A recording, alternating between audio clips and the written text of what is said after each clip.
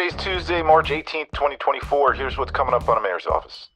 If catching the ball out front is so important, how come you don't hit with the tee 5 feet in front of the freaking plate?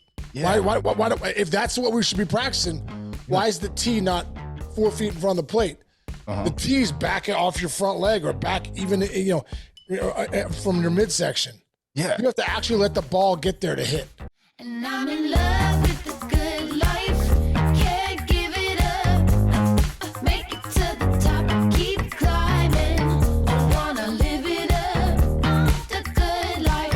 I'm coming up. I'm coming up. The good life. Good life. Oh, good life. Good life. Good life. Boom, coming in hot, Chichi. How we doing, brother? How was the weekend, man? Weekend was good, man. Feeling good. Sun's coming out, getting warm around here. I spent a lot of time back there. Reset the wall. Got the bobble up. Bro, that looks so sweet. The mayor's office bobblehead. Let's go. Threw the 2000 Columbia Baseball MVP trophy up there just for kicks. I haven't broken that out in a while, to be honest. When was that? When was that? A long time ago. Hey, dude, no. Beginning of the millennium. Hey, speaking of Columbia, ready? Roar, lions, roar. From the Hudson Valley. Dude.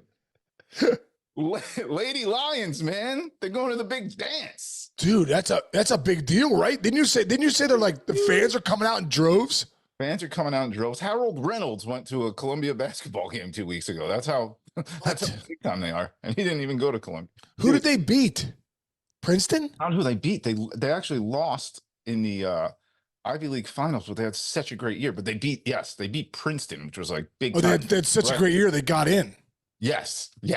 Wow. Large bid. It's not easy to get an at-large bid. That's not easy, dude. Anything from the Ivy League. That is not easy, yeah. Yeah. Just look at what happened to St. John's basketball around here. And they didn't make it to the big dance because all the buzzer beaters and all those automatic bids in the men's league. St. John's didn't get in? No, Rick Pitino lost his stuff. He's pissed. A lot of people pissed. Seton Hall's pissed too. A lot of East. Forget about East Coast bias, man. Yeah, it's over, dude. Now it's West Coast bias. Yeah, exactly. Speaking of West Coast bias, on the eastern part of the world, how's that for a transition? Nice. Dude, really quick. Yeah. Before we get into baseball, Okay. I just want to talk about the Steelers for a second. Okay. Oh, dude, we didn't even. I know. Dude, Russell Wilson and Fields. And Fields coming now are the new quarterback. I remember when they got Russell Wilson, Lambuski was like, well, they're not going to develop Pickett and all this stuff and blah, blah, blah, blah, blah. I'm like, yeah. Next thing you know, Pickett's gone. And then Fields is in. Yep. And they got one of the best linebackers too, that Queen or the guy from Dude, Ravens. I'm telling you what, I think it's a good move. And dude, I've seen a lot of Pittsburgh fans on the internet kind of like down. They didn't want Russell Wilson, but you're better, dude. You can go to the Super Bowl this year. We're way better. Paying him nothing. They're between him and Fields. 1.2 million.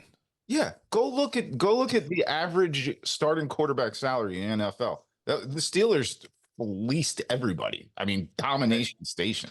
Great job. Dominant. So I had to bring that up because I forgot. If you're just it doesn't even you're not a football fan. No. To see Wilson and Fields with the Steelers, and got to give props out to my man Andy Weidel and Omar. Those guys are dominating. Yeah, dude. But the thing is, man, it's like, oh, he's done. He's washed up. I love it when the old guys can prove you wrong. Like Russell's got to prove people wrong. Dude, didn't last year he still had 26 touchdowns and 8 picks. Go to his entire career, those couple of years with his time with the Broncos, which was a mess. The Broncos were a mess anyway. Right. Numbers are not off. They're not bad. They're not bad. No. And Sean Payton didn't like him. Like he won a couple games in a row that got benched, and everyone's like, "What's going on here?" They did not like him. That was obvious. That was clearly obvious. Anyway, so all right, now to baseball. No, but good point, man. You got to represent your hometown. Yeah, I had to get it in there, bro. We're all fired up around here in Pittsburgh. No, that's great. So the soul games, we should call them the soul games. It's like the Olympics, man. Yeah. These games in career, you're locked in on this stuff, aren't you? Well, dude, dude, I'm locked in because, like I said, I went to Japan in 2008, one of the coolest trips of my life. And I was saying, over in Asia, baseball's huge. We don't realize it. And one of the cool things I saw was what Ha-Sung Kim, obviously the shortstop for the Padres. This guy can play, dude. Go look at his numbers. Good player, right? Came over here a few years ago, solid as can be.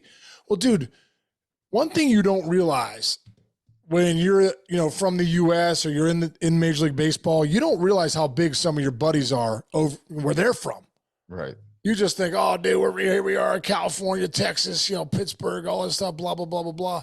You don't realize there's only a few of these dudes coming over from, Japan and Korea, and so they were talking about how in Seoul they had a big, baseball clinic or whatever. And, dude, they said the fans came out in droves for Ha-Sung Kim. Mm-hmm. The president came out. Yeah, the South Korean president came out. And what's cool is like you hear like Freddie Freeman, these guys going, wow, we didn't realize how big he is here. We didn't realize. And Chan-Ho Park was there too. I faced Chan-Ho, man, Chan-Ho. These guys are big deals, man. And I think it's cool. It's cool for everybody, but it's cool for the teammates of these guys. When you go over and you see how big these guys over in their hometown, in their countries, then you come back to play with them. You look at them differently. You just do. Yeah, yeah. Because think about the pressure that's on them too. You're representing a country.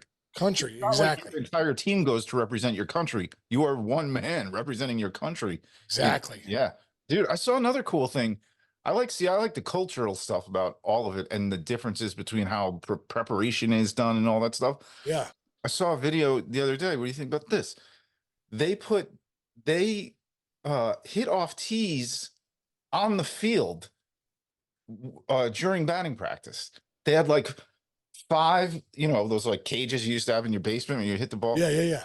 And the dudes are just ripping. They're doing tee work when they're not in the cage hitting BP. I thought that was kind of interesting. Dude, that's what we used to do that back in the day. It's funny. It's funny you do that in high school. You would no, do. But it's funny you say that. Why are they not doing that anymore? I don't understand. Because you did that. I did that growing up. I did that in the minors. Right. I did that in the big leagues. When I first came up with Cleveland, Charlie Manuel would have a cage set up, or a net set up, and you're hitting in the net. Then you go hit your BP group. Yeah. They don't do that anymore, dude. No, dude. What about? Don't you miss taking infield, dude? I loved it, dude. Yes. In high school, especially when you were like trying to get to college or something and show off your arm or yeah. Scouts come like I used to think like that was like just as important to how well I played in the game was how hard you practice before the game. Like I felt that's what the scouts were looking at. Especially it's true. Little guy. No, it's true, dude. Except when you get to the big leagues, you hate it because you play every day. You're like, my first year in the big leagues, we were taking infield outfit every day. I'm like, wow. Like some of the veteran guys, like, I'm not doing it. I'm like, all right, I can't say that yet, but this is terrible. You're down with it. Yeah, that's true. You're playing 162 games. You probably don't have to take infield every day. What was I going to say? Dude, you're good locked in on the Toronto stuff, man. You said Joey Votto should go to Toronto. He did go to Toronto. Yep. What? Yeah. Oh, he did go to Toronto. And then I think it's his first pitch he saw as a Toronto Blue Jay. Yeah, he went deep. Oppo on a line. Pretty crazy, dude. Bro. And then he twisted his ankle in the dugout, had to come out of the game. Rolled over. Stepped on a bat. Yeah. Don't leave your bats on the ground in the dugout. Let's get the bats up. What are we doing, Toronto? That's a fine. That's a big time fine, right? Imagine. A huge fine, dude. But dude, can you imagine if Joey Votto turns out to be like the Brandon Belt of 2023 for the Blue Jays? He comes out, he could DH a little bit, maybe play first every once in a while, give Vlad a day off. But yeah, bro, that swing looked good, and he's healthy, man. Don't forget, last year he came back from shoulder surgery. Mm-hmm. That's not easy to come back from. So having a full year out from that, this could be a nice sign for the Blue Jays, bro. I also want to tell you one other thing he said, which was interesting to me. He talked about, let's see if I can find a quote. I don't know if I have the quote, but he said, that's the swing I should have been doing. Like, he's like, it was an anomaly. I shouldn't be pulling home runs. I'm Joey Votto. I should not be pulling home runs as much as I was. And he's like, I think this is a swing I've been looking for the past couple of years. And like you said, and he goes, and I was hurt and I just couldn't get there. Couldn't get there. He's like, that's the swing, that's the 2.0 Joey Votto swing. And dude, he is a student of the game. You know, he's No, he knows. but he knows what he's doing, right? Dude, I'll tell you what, when I had shoulder surgery in 2002, it changed my career. First off, it changed my swing. I was like, if I hit 25 home runs in 99, I hit 20 home runs in 2000. I'd say a third of my homers were to left center. 2000, so I got shoulder surgery 2002. 2003 was like just a grind to come back from because I knew I only had 19 doubles. Usually I'm hitting like 35 to 45 doubles, 19 doubles, 8 to 14 homers. 2004, I backed 44 doubles, 24 bombs, 324, back at it, right? But dude, my swing was different. I think I hit 24 homers. I hit one oppo. Wow. So I had 23 to center and right. It changed everything, right? And I wish I would have. I wish back then I would have rehabbed more. I kept staying strong as opposed to like just thinking I was back playing because, I really should have been doing tons of exercises. Like they know that now, which I didn't know then, obviously. But you can understand with Votto, man, you could see why he was hitting like 190, 200 because just getting so pull heavy, those guys up there will eat you up, man. As soon as they see that front shoulder coming right, you might be able to juice a couple middle in, but if anything soft away or two seamers away, I think that was what turned into his kryptonite. And that was always Joey Votto's strength was that left center gap. So to see him go to left centers, big for him and the Blue Jays. Yeah. You know what I like about baseball in the current scheme of things? I know we don't totally agree with all the launch angle and all that stuff, but I remember when I was younger, like think about like the 90s and maybe even the 80s, like if you were an opposite field type hitter, it was like slappy kind of guy. If you can't pull the ball, you can't play in this league. Right.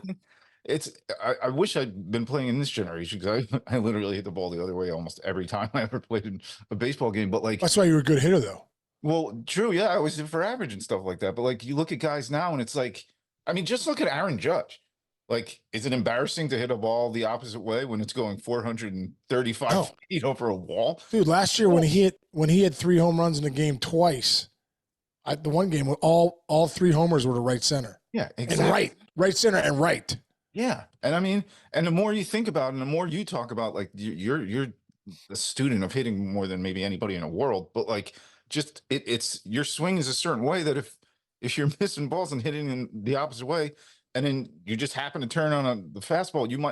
You're going right. What was your thing about Don Mattingly? He's trying to jam himself. Get jammed. Let the ball get deeper. I always say too, like if catching the ball out front is so important, how come you don't hit with the tee 5 feet in front of the freaking plate? Yeah. Why if that's what we should be practicing, why is the tee not 4 feet in front of the plate?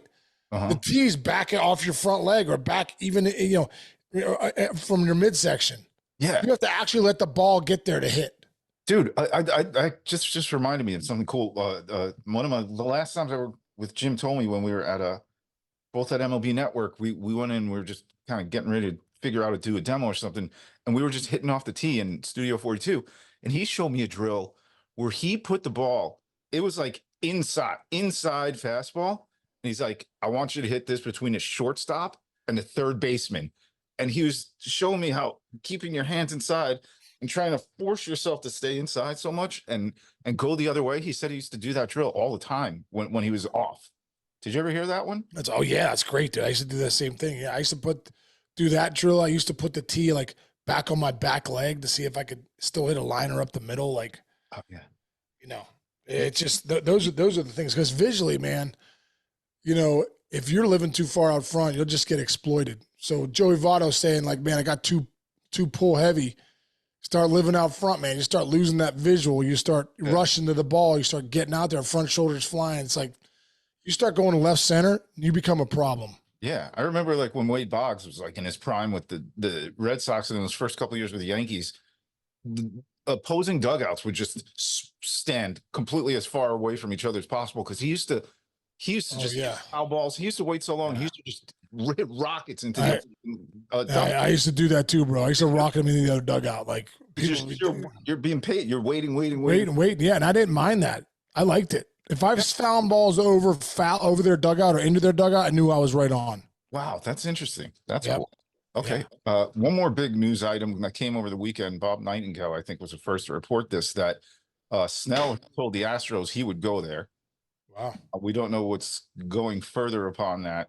I kind of think, I really do think, I mean, unless I think it'd be a surprise at this point if Snell is a Yankee. I think your San Frans and your Astros type teams, and what did we say, the Angels a few weeks ago? Yeah, dude. Don't count out the Giants. The Giants, yes, the Giants, yes. San Fran. Giants. That's San Fran. Yeah. Oh, sorry, you said San Fran. Okay, sorry. I was reading as you were talking, so my I know. bad. That's okay. That's how we roll. Yeah. So what do you think? Listen, Verlander, he's not ready for opening day, and we forget how like durable and great Verlander has been in his career, but he's still older. I mean, you still got to take that into account. So you Yeah. get Snell, and then let's just say Verlander comes back and he's fine. Now you got Snell, Verlander. They would have a pretty decent staff there. You kidding me? I think Snell would be a great fit in Houston. He'd be a great fit both of those. He'd be a great fit wherever he goes. Yeah. But you're right. Houston and the Giants make a lot of sense to me. Yeah, that's pretty much it. That's all I mean, oh, and then there's one other quick report that I saw that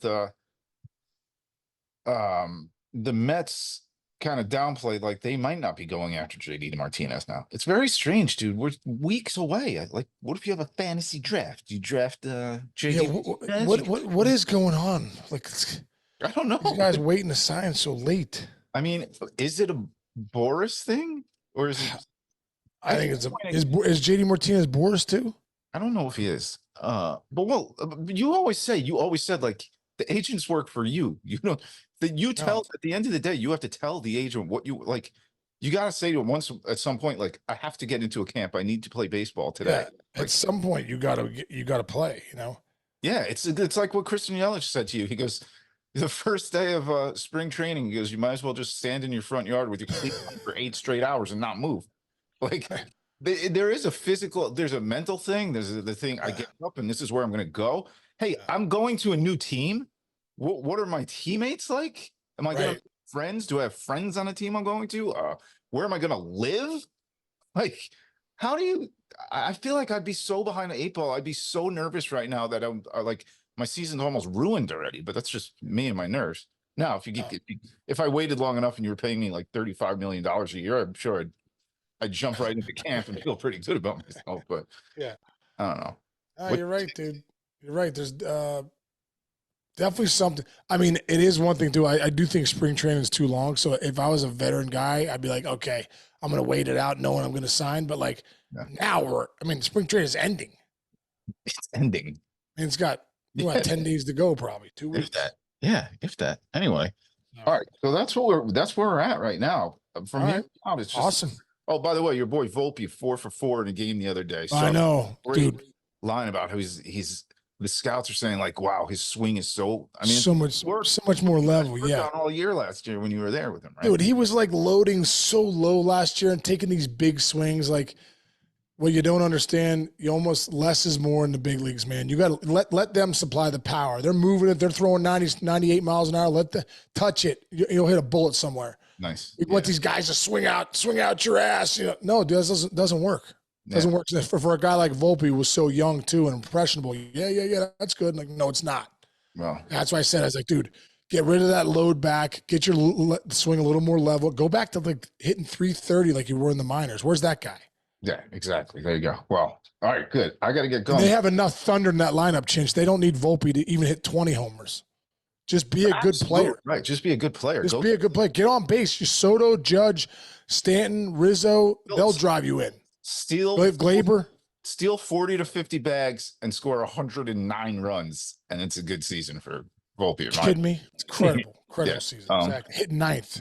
Yeah. All right. I'm going to go run because here's what I'm going to do today. I'm redoing our look a little bit. Nice, dude. What are you doing? Well, a couple enhancements for you. All right. I like it. All right, can't wait to see it. Can't wait to see it. It's not going to be totally different, but we're going to have a nice little. All right, is Jess helping you? Enhancements. No, man, I got this. I sit in all right. Sit here and just Google YouTube videos on how to make the show look good. Dude, by the way, talk about Googling YouTube videos. I fixed the garbage disposal last night, dude. How? Oh, Because it was broke. I was gonna call my buddy Nate, who's a plumber, guy's incredible, charged me like $800 to fix my disposal every time. So I'm like, forget this. I'm like, I'm figuring this out. So go to YouTube. Next thing you know, I freaking get this little, ratchet wrench underneath, put it in there, turn it, hit the this little red button on the bottom, boom, go hit it, boom. So I thought Sarah was she gave me the biggest hug ever. She was so freaking excited. dude, Honestly, when my sister, I think that fired her up more than anything in my entire life. Like, I think outside of marriage, me fixing the disposal last night is probably number 2. that's big when you can pull that off for the ladies. I agree, dude. When my sister-in-law had Amaya, her baby, everything she learned how to be a parent on YouTube. Because now you get all these devices and how to, connect the sleeping sound system in another room, whatever. Everything she did. Oh wait, hold on. She pulled out. I'm like, what are you doing?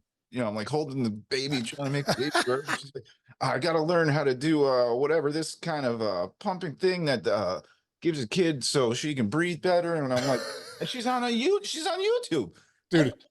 Everything's on YouTube. It's good stuff. I was with a buddy. The reason I went on YouTube, I was with a buddy this weekend last weekend at Jillian's volleyball tournament. He's like, man, I go, what are your hobbies? He's like, dude, YouTube videos. I like to try to fix things around the house on YouTube. He goes, you can fix anything on YouTube. I'm like, wow. He's like, I redid all the floors. I redid my house. I'm like, so then I thought, like, when the disposal went down, I was like, I can do this. Yeah, there you go. Somebody on YouTube is going to tell me, and I get on my hands and knees. I'm under the sink. Incredible. First time down there, I was like, I got to get under the sink more. I agree. You know what else YouTube is great for? Liking and subscribing to the mayor's office show. Yes. Great point, Chinch. We're working on something. Maybe tomorrow we'll lock it down, but we might be getting ready for giveaway number 2. Yeah, we are getting ready for it. All right, let's lock that down tomorrow then. Yeah, tomorrow will be a reveal of giveaway number 2, and I think it's a good one if we what we were thinking. I think. Yeah, we're gonna make it happen. All right, that's right. So if anyone needs to fix a disposal, YouTube. Yes. If anyone needs, if you need to 100% subscribe and download the mayor's office, YouTube. Yes. All right, Chichi. Have a great Love you, brother. Have a great rest of the day. Everyone out there, thanks for listening. We'll see you tomorrow. Mañana. I'm doing Duolingo. Mañana. Nice. See you, brother. See you.